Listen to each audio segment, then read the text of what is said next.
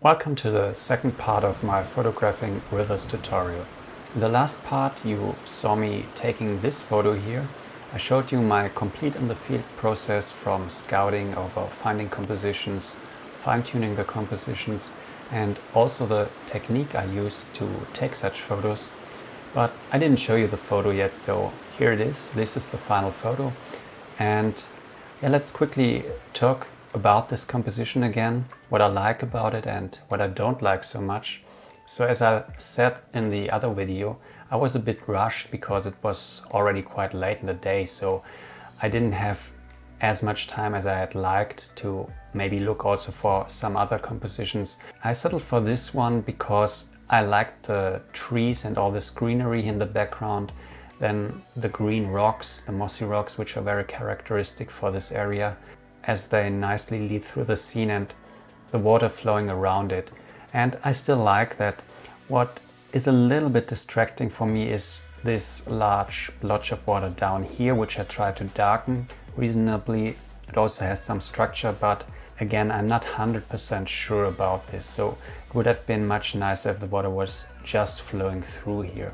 It is as it is. I couldn't change this, so the only thing I could do now, maybe crop a little bit from the side. It's not too distracting, but also not perfect. The photo is good enough, or was good enough to process, and also good enough to show you, I think.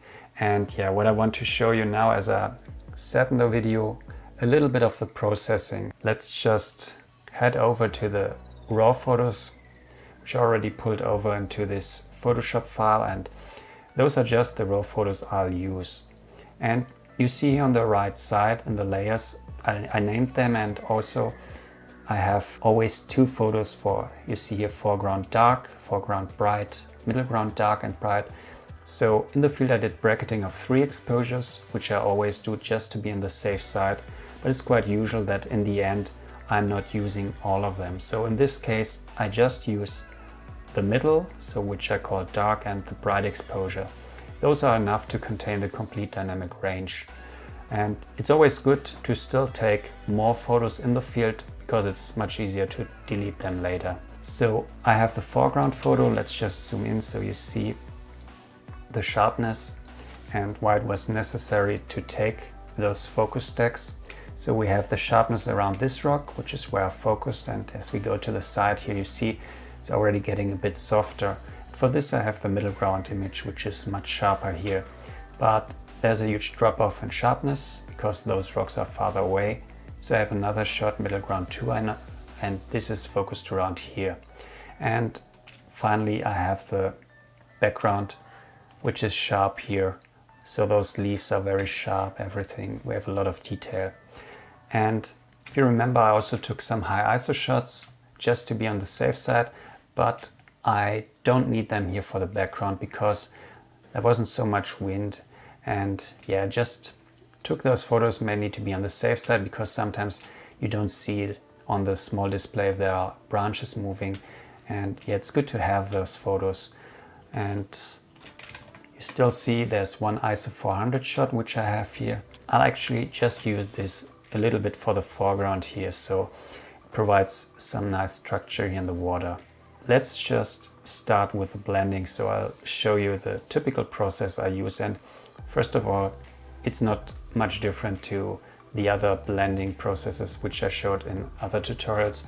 And here, if you see the bright and dark image, they look nearly the same. And the reason for this is that in Lightroom, I usually try to get those photos to match up in exposure. So I'll link another video where I show this process, which makes the exposure blending much easier. So the bright image, although it looks as if it has the same brightness, if I go in here at the dark areas, or let's look at the background here. So if I go in closely, you see that the dark or normal image contains a lot of noise. And if I go to the bright one, this area is clean. So although they now have the same brightness because of my raw processing, there's still an effect and still some blending needed for the dark parts, because I'll just blend in the noise-free parts for the dark areas. And this blending is actually quite easy, so I won't even need luminosity masks. An important thing for my workflow is I want to do both exposure blending and focus stacking. And if you saw, there's a slight shift in the framing if you do focus stacking. And also maybe I moved the camera a little bit in between. But while those don't match, so the focus stacked shots, the exposure, the bracketed shots, they match. And it would be wrong to now auto align all the images, because sometimes this messes up. Even images which are aligned naturally will no longer be 100% aligned after this auto align. The best workflow in my opinion is to first do the blending, the exposure blending, and then I do the stacking. So let's quickly do this. And typical workflow, I put a black mask on the bright area. I go in and I just use like 50%, and without using any mask, I just paint around those dark areas. And also here in the background, but it's not so important because this area will be used from a stacked version, so from the background version. And let's use a little bit of the longer exposure for this area. So actually for this foreground, there's not so much to do. I don't want to use the long exposure for the water because it makes it much too smooth. So there's no longer any structure in the water if I do this. So I'd rather use the dark exposure. And that's it already for the foreground. I flatten it, Ctrl E, and then I proceed.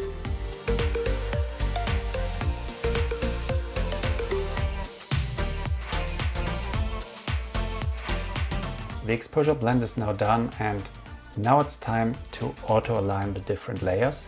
So I go to Edit, Auto Align Layers, and this should take care of the slight shift in the image.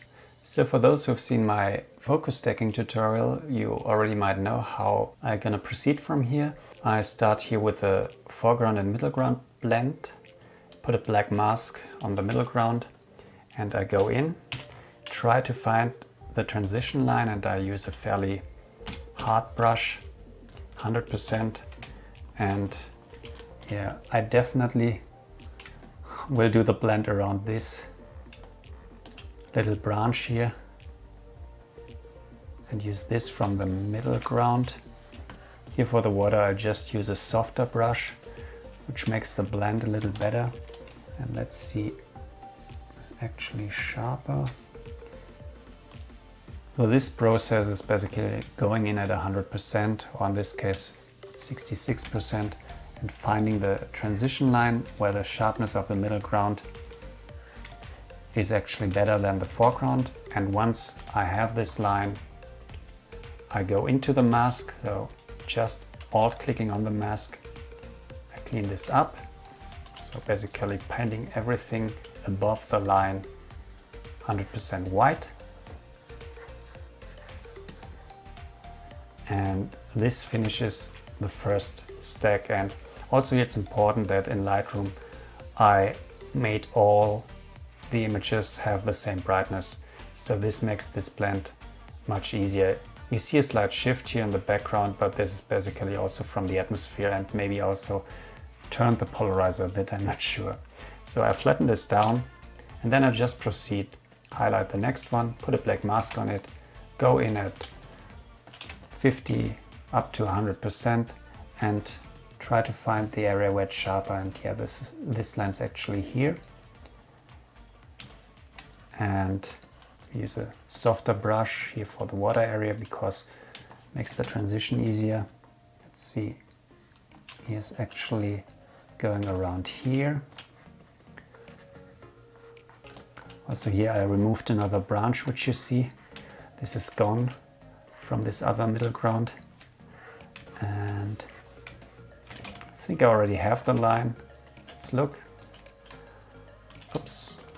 Let's just use 100% white again and finish this up.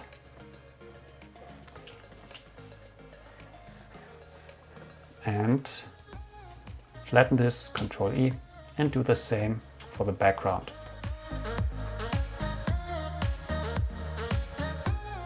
So what is left now is to blend in this ISO 400 shot, and I think I like this part here, so having a little more structure and this brighter flow of water.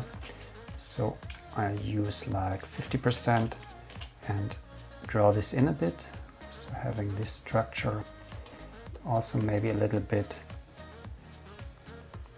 for this part because it reveals a little bit more structure in that area. But as I said already when talking about the final image, this doesn't help so much. It's still a very wide and bright blotch of water there. But I think it's okay. So I flatten this down, and yeah, now it's time to crop. So let's just get in, and holding down Alt and Shift, you can crop in from all sides, but you'll notice that it's snapping. So if you also hold down Control, so Alt Shift Control, then you can gradually, without snapping, change the crop here. So it's quite useful to know a few shortcuts. I'll delete the crop pixels, and now I'm left with the focus stacked version. So looking at the image now, I think the lower part here takes up a little bit too much space, and I'd rather like to have this middle part stretched. And for this, I just make a rectangular selection here of the lower part, and I'll shrink this down. And I've seen some other tutorials where people just use selection for everything and then use the warp tool, but I'm not a big friend of the warp tool because I think it destroys the pixels or distorts the pixels too much, and usually the sharpness is lost, or too much sharpness is lost by this. So using this rectangular tool and the normal transform usually preserves the detail much better. So I rather try to work with those transformations. So Control T brings up the transformation box, and oh, I forgot something very important. First I do have to make a copy. So now on this copy I'll do the transformation. So Control T, and I bring this down a little bit, maybe like this, press enter, and let's just hide the background so you see the gap now which is appearing, and I'll fill this gap with more of the middle ground. So I make a selection here of the middle ground rocks and the river, and now again Control T, and here I have to go in very closely and I bring this down, so stretching the middle one, and I have to be very precise here so it fits. Press enter, Control D deselects. Now see the before and after. So not too much, but I think it already looks better, and I do this a lot. So if you've seen my transformation video, you can use this to change the proportions, but you shouldn't go too far, because if you do too much stretching, you get the same effect, the same problems you get with the warping tool. So the pixels are distorted too much, you lose sharpness, but such small changes here are usually okay. So I flatten it down, and yeah, this is now basically the starting point for my more creative processing.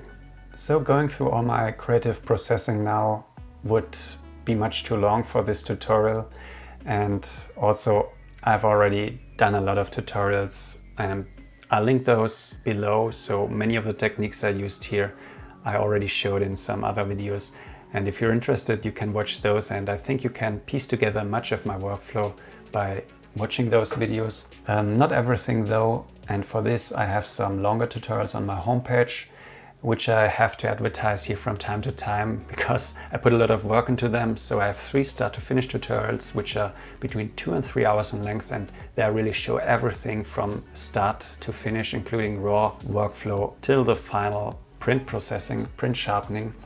You learn a lot there if you're interested. But now I just go through the different steps, show you or explain a little bit of what I did. So the first step, starting with this relatively bright image. So as you remember, I usually do expose to the right as far as possible, and after blending and stacking usually end up with an image which is a little bit brighter than what the actual atmosphere was. So I start with contrast and some darkening, And you see, by darkening the image and adding contrast, also the colors get enhanced quite a bit. So usually after doing the contrast, I also have to tune down the colors a little bit. This is what I did in the next step. Not only did I darken the colors or remove some of the saturation, I also added a little bit of atmosphere. You see this especially in the background. Let's go in a little closer. So before, there's a lot of details, a lot of bright yellowish greens, and here it's much subdued, and this is very easy. I have a tutorial on this where I work on a photo which I called Gollum's Pool, I think, and there I show how you can add such atmosphere quite easily, and this helps to simplify images. So ideally I would have had some more atmosphere from rain or fog this evening, but the rain of the day was already gone when I was recording this video and taking this photo, so also the atmosphere was diminished. Yeah, I added just a little bit of this, darkened the image further, and yeah, the final step, as usual, I add some dodge and burn to balance the image even more. So if you see this middle rock, it's a little bright and less contrasty here, and I darkened it so the image feels more balanced. I brightened certain parts here to better lead the viewer through the scene, and also did some little cloning up here. If you look closely, there was a little bit of sky showing through, and I just did use the stamp tool.